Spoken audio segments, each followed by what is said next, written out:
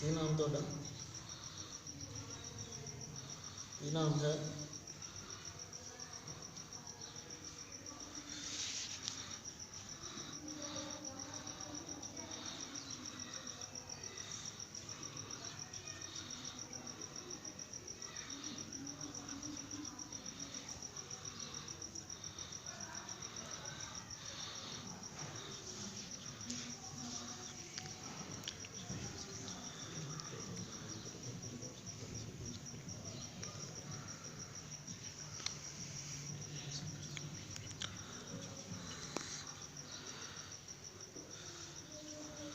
ਕੀ ਨਾਮ ਹੈ ਤੁਹਾਡਾ? ਤੇ ਹੁਣ ਚੱਲ ਜਾਓਗੇ? ਕੀ ਕਹਿੰਦੇ? ਹਾਂ ਛੱਡ ਦੇਣਾ ਚਾਹੀਦਾ ਨਾ, ਇੰਨੀ ਦੇਰ ਹੋ ਗਈ ਤਕਲੀਫ ਦਿੰਦੇ ਆ। ਕੀ ਕਹਿੰਦੇ?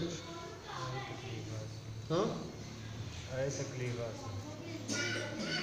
ਨਹੀਂ ਤੇ ਜਾਨ ਖਲਾਸੀ ਹੋ ਜਾਣੀ ਚਾਹੀਦੀ ਹੈ। ਕੀ ਕਹਿੰਦੇ? ਹਾਂ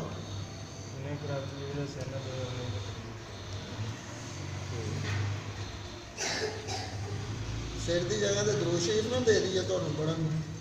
ਕੀ ਕਹਿੰਦੇ?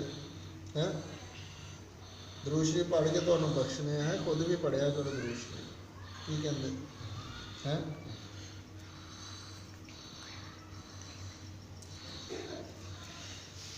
ਚਲੋ ਜੇ ਹੁਣ ਅਜ਼ਾਨ ਹੋਣ ਵਾਲੀ ਹੈ ਤਾਂ ਨਮਾਜ਼ ਪੜ੍ਹਾ ਕੇ ਤੁਹਾਨੂੰ ਭੇਜਦੇ ਹੈ।